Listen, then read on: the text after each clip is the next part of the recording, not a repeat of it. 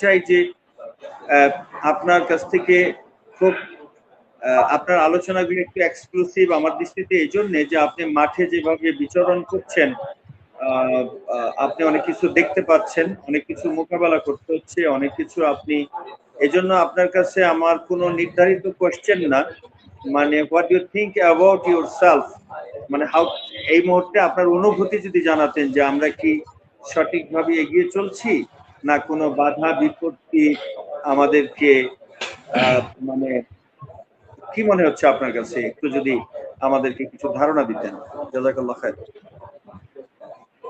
আসসালামু আলাইকুম ওয়া রাহমাতুল্লাহি ওয়া বারাকাতুহু। আলহামদুলিল্লাহি রাব্বিল আলামিন ওয়াসসালাতু ওয়াসসালামু আলা আকরামিল আমবিয়াই ওয়াল মুরসালিন সাইয়্যিদিনা মুহাম্মাদিন ওয়া আলা আলিহি ওয়া আসহাবিহি আজমাইন। কাছের এবং দূরের, দেশের এবং দেশের বাইরের যারা এই মুহূর্তে ইসলামিক ক্যাম্পাস টিভির সাপ্তাহিক আয়োজন দি লাইট অফ ইসলাম দেখছেন, সকলকে আন্তরিক মুবারকবাদ, শুভেচ্ছা জানাচ্ছি। সম্মানিত উপস্থাপক এবং প্রধান অতিথি এবং ক্যামেরার পিছনে থেকে যারা অনুষ্ঠানকে কন্ট্রোল করছেন, সকলকে আন্তরিক মুবারকবাদ, শুভেচ্ছা জানিয়ে শুরু করছি। সারা বিশ্বময় ছড়িয়ে ছিটিয়ে থাকা বাংলা ভাষাভাষী যারা রয়েছেন, আজকের অনুষ্ঠানটি লাইক, শেয়ার, কমেন্টস করে আমাদের সাথেই থাকবেন। আপনাদেরকে আন্তরিক মুবারকবাদ জানাচ্ছি আমরা। প্রিয় দর্শক শ্রোতা, বাংলাদেশ একটি নির্বাচনী গাড়িতে পরিবহন করছে, পরিবাহিত হচ্ছে, চলছে। ঠিক এই মুহূর্তে এদেশের গতি এবং স্থিতি কোন দিকে যাবে এবং কোন পর্যন্ত যাবে সে বিষয়টি বলা খুব কঠিন। আইনি জটিলতায় অনেক আসনে নির্বাচন বন্ধ থাকবে এমনটি শোনা যাচ্ছে, আবার অনেক আসনে ইচ্ছে করে 1 মাসের বিদ্যুৎ বিলের কারণে তার মনোনয়ন বাতিল করে দেওয়া হয়েছে, অথচ হাজার হাজার কোটি টাকা ঋণ খেলাফি তার মনোনয়ন বৈধ করে দেওয়া হয়েছে। এমন জাতীয় কিছু অসম নীতি নির্ধারণ আমাদেরকে নির্বাচনকে প্রশ্নবিদ্ধ করা কিংবা নির্বাচন স্বচ্ছ হবে কিনা আদৌ এ বিষয়ে আমাদেরকে শঙ্কা তৈরি করেছে। আমরা বারবার বলেছি লেভেল প্লেইং ফিল্ড, যে ফিল্ডটি অত্যন্ত স্বচ্ছ হবে, হেল্পফুল হবে, সে ফিল্ডটি আমরা এই পর্যন্ত খুঁজে পাইনি। দ্বিতীয়ত, হাদি হত্যা হওয়ার পর তার বিচারের দাবিতে সারা বিশ্বব্যাপী যে আলোড়ন শুরু হয়েছে, বাংলাদেশেও কম ছিল না। এখন পর্যন্ত হাদি হত্যার বিচারের জন্য স্লোগান, মিছিল, মিটিং, যেমন আজকে ইসলামী আন্দোলন বাংলাদেশ তারা বড় রকমের একটি পথযাত্রা, আধিপত্যবাদ বিরোধী পথযাত্রা করেছে।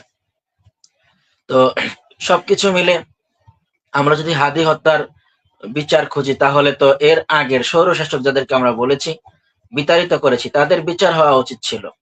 দৃশ্যমান এবং উদীয়মান বিচারে যারা বাধাগ্রস্ত করলেন, বাম হাত ঢুকালেন, তারাও নির্বাচনে আহত হতে পারেন, নিহত হতে পারেন। কারণ কুল্লু শাইইন ইয়ারজিউ ইলা আসলিহি, প্রত্যেক জিনিসই তো তার মূলের দিকে ফিরে আসে। অপরদিকে হলো আমি যদি অন্যের জন্য চিন্তা করি যে তাকে বাঁচিয়ে রাখবো, সে অপরাধ করলেও তাকে আমি শেল্টার দেব, তার বিচার আমাদের সময় মওকুফ করে দেব, তাহলে তার হাতেই আমাকে খুন হতে হবে। যেমন বঙ্গবন্ধু যাদের হাতে খুন হলেন, শেখ মুজিবুর রহমান যিনি যাদের হাতে খুন হলেন, প্রেসিডেন্ট শহীদ রাষ্ট্রপতি জিয়াউর রহমান যাদের হাতে খুন হলেন, বেগম খালেদা জিয়া যাদের কিলিং এ জীবন শেষ করলেন, আল্লামা দেলোয়ার হোসেন সাঈদী যাদের ষড়যন্ত্রের কারণে জীবন বিপন্ন হলো। প্রত্যেক ইস্যুর ক্ষেত্রে আমরা দেখেছি রাষ্ট্রীয় কর্তৃত্ব অথবা যারা সেবা দিবেন, যারা তাকে সিকিউরিটি দিবেন, তারাই তাকে মেরে ফেলেছেন, ফুস করেছেন কিংবা গুলি করেছেন। এটি ঠিক হয়নি। অর্থাৎ উদীয়মান বিচারের আগে রাষ্ট্র এমন একটি নির্বাচনের পরিবেশ তৈরি করতে তো পারছেন না, নির্বাচনী প্রোগ্রামে অ্যাটেন্ড করানো ঠিক হয়নি। যারা আজকে খুব ভালোভাবেই চিন্তা করেছেন যে নির্বাচন দ্রুত হয়ে যাক, ক্ষমতা আমাদের কাছে এসে যাক, আমরা তারপরে সবটা করব, ওনারা ব্যর্থ হবেন। এজন্য ভারতীয় কূটনীতিক এবং বিভিন্ন দেশের কূটনৈতিকগণ বারবার বলেছেন যে একটি জাতীয় সরকার, মহাসরকার হলে সে সরকার স্থিতিশীল থাকতে পারে, তার গতি এবং স্থিতি নিশ্চয়তা দেওয়া যেতে পারে। কিন্তু যদি জাতীয় সরকার না হয়, শুধু বিএনপি কেন্দ্রিক সরকার হয় অথবা শুধু 11 দলীয় আসন সমঝোতার সরকার হয়, তাহলে সে সরকারটি গতি এবং স্থিতি হারিয়ে ফেলবে, অর্থাৎ সেটা বেশি সময় লাস্টিং করবে না। অন্যদিকে আমরা দেখেছি যারা এখান থেকে ভারত গিয়ে পালিয়েছে। দূষিত রাষ্ট্রের নাম ভারত, অর্থাৎ সেখানে সকল প্রকার অপরাধীদের অভয়ারণ্য, থাকতে দেওয়া হয়, খাইতে দেওয়া হয়, গোসল করতে দেওয়া হয়। যে দেশের মানুষ গরুর প্রস্রাবকে শেফা মনে করে, তাদের এর চেয়ে ভালো কিছু তাদের থেকে আশা করার কোনো সুযোগ নেই আমার মনে হয়। তো সে দেশের মানুষগুলো জাযাকাল্লাহ খাইর। সকল অপরাধীদেরকে জায়গা দিয়ে তারা মোহতারাম, একটি অভয়ারণ্য তৈরি করেছে। মোহতারাম, আমাকে শোনা যায়? বুঝতে যাচ্ছে? জি, সরি ফর, আপনি কথা বলছিলেন মূল্যবান কথা। স্টুডিও থেকে আমাদের এই ইসলামী ক্যাম্পাস টিভির কর্ণধার এপি আলাউদ্দিন সাহেব, উনি ওনার নাম বলতে বলেন নাই, আমাকে ভয়েস দিচ্ছেন যে আপনার কাছে একটা আমি যেন কোয়েশ্চেনটা আপনার সামনে তুলে ধরি। সেটি হলো যে বাংলাদেশটা একটা ইসলামিক স্টেট হওয়ার ব্যাপারে, একটা ইসলামী স্টেট বলতে আমি বুঝাচ্ছি যে কোরআন সুন্নাহ মতো দেশটা চলবে, কোরআন সুন্নাহর পার্লামেন্ট হবে, এটা দেশের সাধারণ মানুষ চাচ্ছে কিনা, জনগণের পালস তা কেমন, কি বুঝতেছেন, ঠিক এভাবেই উনি প্রশ্নটা আমাকে করছেন যে আপনাকে যেন এই কোশ্চেনটা করি। ওনার নাম বলতে বলেন নাই, কিন্তু আমি বলে ফেললাম যেহেতু একটু উনি তো, আপনি যদি একটু আমাদের এই ব্যাপারে একটু টাচ করে যেতেন আপনার মূল্যবান আলোচনার মাঝে। জাযাকাল্লাহ খাইর। জাযাকাল্লাহু খাইরান, আকরামাকাল্লাহ। বাংলাদেশের মানুষ যখন ইসলামী দলগুলো প্রথম 8 দলীয় সমঝোতা একত্রিত হলেন, পরে 11 দল পর্যন্ত পৌঁছালো, তখন তারা প্রথম যখন আমরা গণসংযোগ করেছি, নির্বিঘ্নে তারা এগিয়ে এসেছেন, কোলাকুলি করেছেন, বলেছেন আপনারা আমাদেরকে কোনো লিফলেট দেওয়া লাগবে না, আগামী নির্বাচনে ইসলামের পক্ষে আমরা আমাদের শাহাদাত উপস্থাপন করব। কেউ দূরের থেকে বলছেন যে হুজুর এদিকে আসতে হবে না, আমরা আছি আপনাদের সাথে। এই যে আছি, এই যে আমরা এবার অন্য কিছু না, এবার আপনাদেরকে আমরা নির্বাচিত করবো, ভোট দেব, এই বিষয়টি আমরা জনগণের সাথে মিশেছিলাম, অনেক খেদমত করেছি, এজন্য না। এই বিষয়টি হলো এজন্য যে হুজুররা সব এক হয়েছে, একটা বিষয়। দ্বিতীয় বিষয় হলো এদেশের ওলামায়ে কেরাম সব এক হয়েছে, রাজনীতিবিদরা এক হয়েছে। আগামী নির্বাচনে ইসলামের পক্ষে ওনারা ভোট চায়, তাহলে একবার হুজুরদেরকে ভোট দিয়ে দেখি।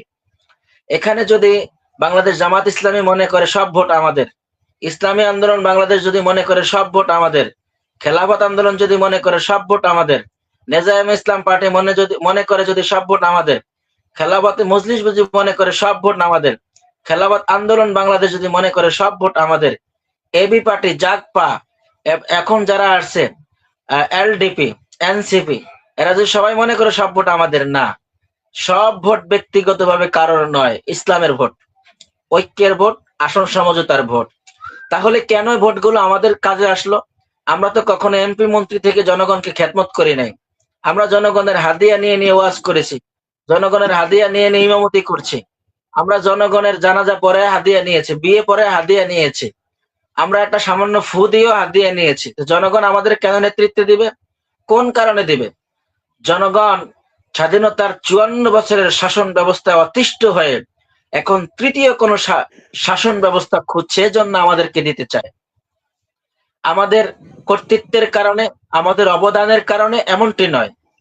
জনগণের আরেকটা পালস আছে, সেটা হলো এমন যে আমরা তো অনেক শাসন দেখেছি, আব্রাহাম লিঙ্কনের শাসন দেখেছি, কার্ল মার্কস, লেনিন, ডারউইন, হেগেলের মতবাদ দিয়ে দেশ পরিচালিত হয়েছে। ওলামায়ে কেরাম কি জন্য একটা ভিন্ন কথা বলতে চান, ভিন্ন সুর ফ্লেভার তৈরি করতে চান, ঠিক সেই জায়গাটা আমরা একবার একটু কথা বলি, সে জায়গায় তাদের একটু মতামত আমরা শুনে দেখি, অথবা তাদেরকে একটু বুঝে দেখা দরকার, তাহলে তারা কিভাবে চালান, কতটুকু ভালো করেন, এই বিষয়টি আমরা জানতে পারবো। ঠিক এই জায়গাটা এসে জনগণ একবারের জন্য ওলামায়ে কেরামদেরকে, আমরা হুজুর যারা এক হয়েছি তাদেরকে ক্ষমতায় দেখতে চান, কিংবা রাষ্ট্র পরিচালনায় আমাদেরকে তারা আদিষ্ঠিত করতে চান, এই মর্মে তাদের একটা সাদিচ্ছা তৈরি হয়েছে। এই সাদিচ্ছাটি আমাদের আলেমদের অবদান নয়, এটি হলো ইসলামের অবদান, আল্লাহর নবীর খেলাফত, সাহাবায়ে কেরামের খেলাফত, রাষ্ট্র ব্যবস্থার একটি তুলনামূলক সৌন্দর্য তারা যে আমরা ফ্লেভার বিলীন করেছি, তার একটা পজিটিভ দিক। অন্যদিকে তারা এই স্বাধীনতার 54 বছরে বারবার ধোঁকা খেয়েছে, বারবার অনাচার, অবিচার, জুলুমের, নির্যাতনের শিকার হয়েছে, তার থেকে বাঁচতে আমাদেরকে এটা করেছে। তাহলে ওলামায়ে কেরাম এবছর তাদের ভোট ব্যাপক, ভোটগুলো কিভাবে তারা বাক্সায় ঢুকাবেন, এই বিষয়ে এখন পর্যন্ত তারা সিদ্ধান্তে পৌঁছাতে পারেননি। কি কি লজিক্যাল নেগেটিভ সাইড রয়েছে তা আমি উপস্থাপন করছি এবং সমাধানের কথাও বলছি। এখন পর্যন্ত আসন সমঝোতার ঘোষণা দেওয়া হয়নি। 20 তারিখের আগে ঘোষণা দেওয়া ঠিক হবে না, কারণ 19 তারিখ পর্যন্ত আপিল মীমাংসা কিংবা ইসির দরবারে যারা প্রাথমিকভাবে তাদের মনোনয়ন স্থগিত হয়েছে তাদের চূড়ান্ত শুনানির ডেট 19 জানুয়ারি পর্যন্ত ধার্য করা হয়েছে। তাহলে 20 জানুয়ারির আগ পর্যন্ত কার কার কোন কোন আসনে মনোনয়ন বৈধ হলো এই বিষয়টি তারা জানতে না পারলে আসন সমঝোতার ঘোষণা দেওয়াটাও ঠিক হবে না। যার জন্য 20 তারিখে আমরা আসন সমঝোতার ঘোষণা পেলাম।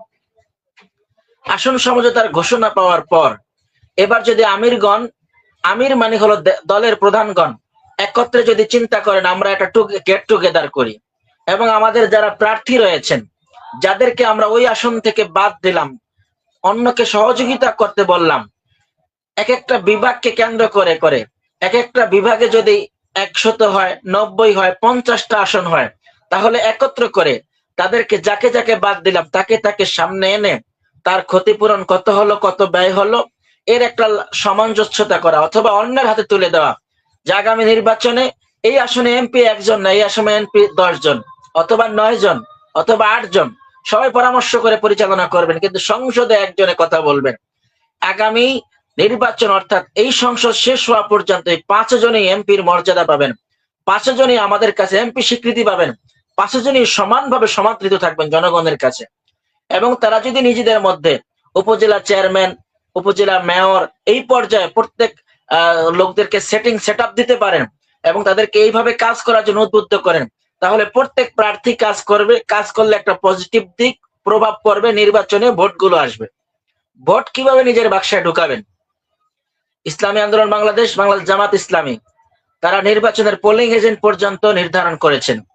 বাকি যে দলগুলো রয়েছে তারা তাদের মামু খালু স্ত্রী স্বামী মিলে 5 জন 6 জন মিলে দল, অথবা কারো কারো প্রার্থীও খুঁজে পান নাই, যেমন এনসিপি সারা বাংলাদেশে তাদের প্রার্থী দিতে, এবি পার্টি, জাগপা এবং অন্যান্য পার্টিগুলো তাদের সারা বাংলাদেশে 300 আসনে প্রার্থী দেওয়ার যোগ্যতা রাখেন না। তারা নির্বাচনে পোলিং এজেন্ট দিবেন কি করে?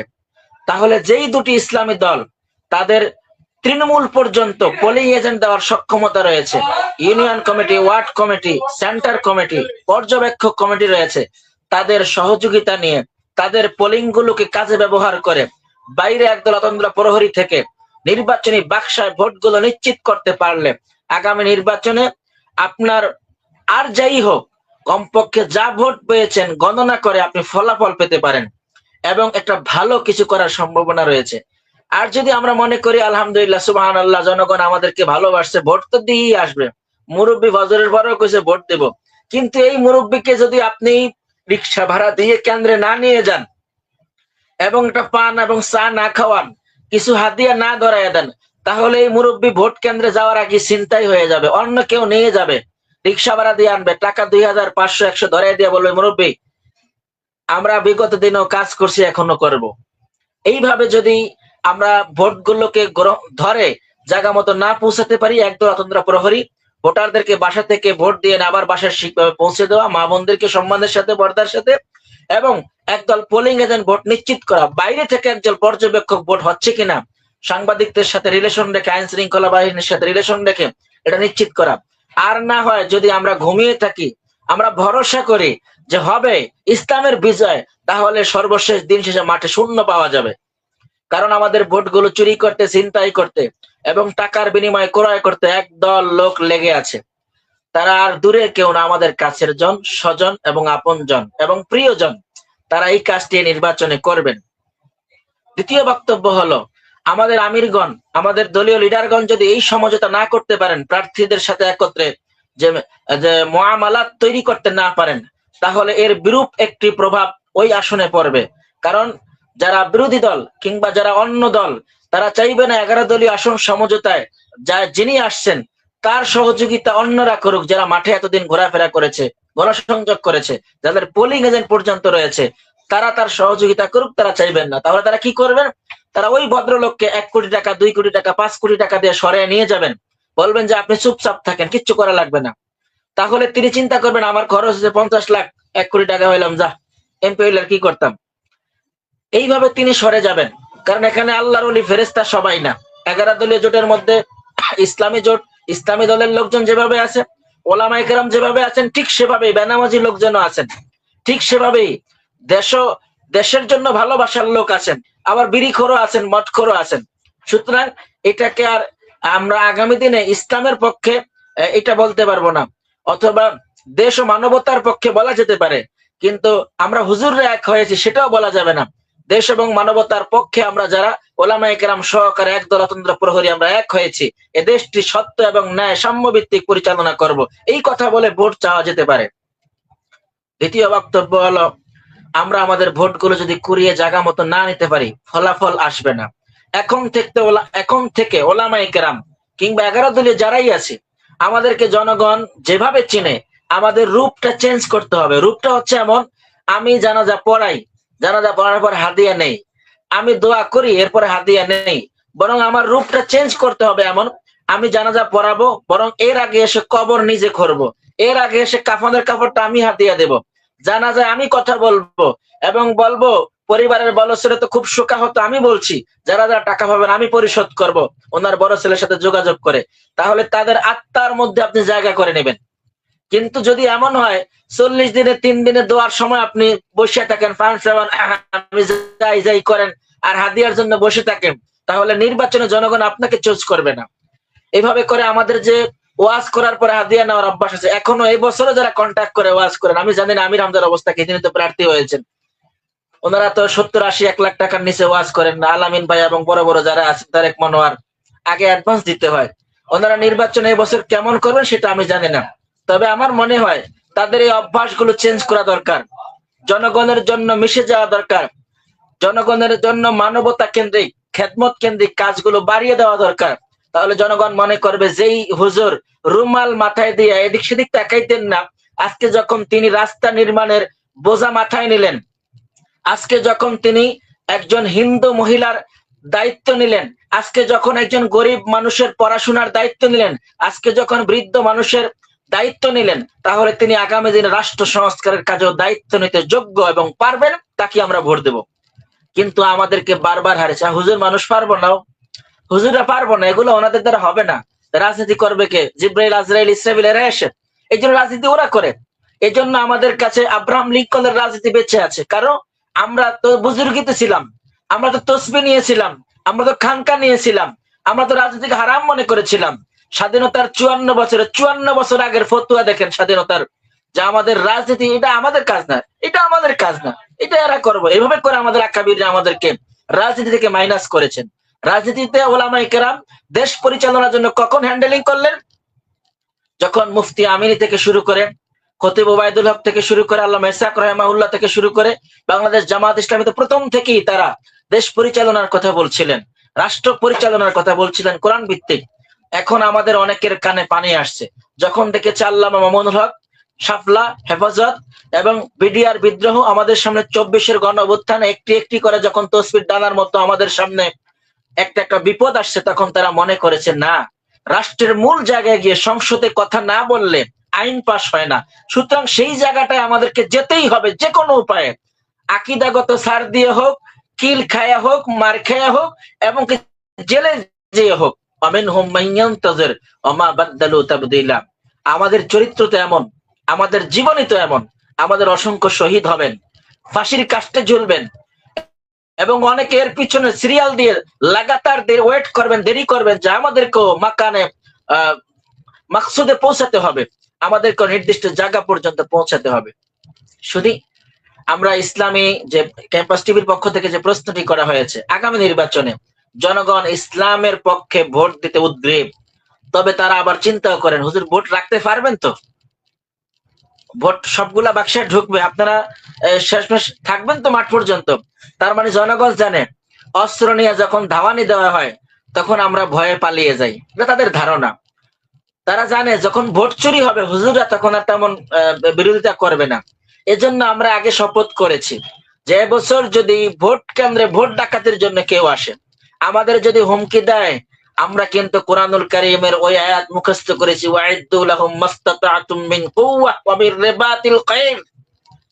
আমরা সে আয়াত মুখস্থ করেছি কিভাবে শত্রুকে দমন করতে হয়। ওমা লাকুম লা তুকাতিলুনা ফি সাবিলিল্লাহি ওয়াল মুস্তাদআফিনা মিনার রিজাল ফাদরিবু ফাওকাল আনাক ওয়াদরিবু মিনকুম কুল্লা বানান।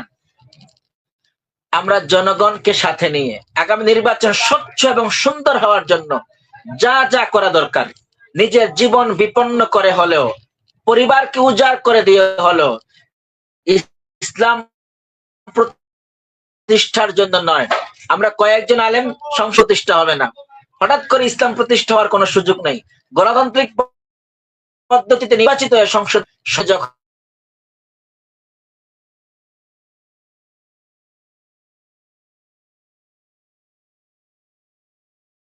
পারে, তখনই একটি ইসলামী রাষ্ট্রের অনুমোদন হতে পারে, তখনই রাষ্ট্রটা মুভ হয়ে ইসলামী রাষ্ট্র হতে পারে। আপনি লজিক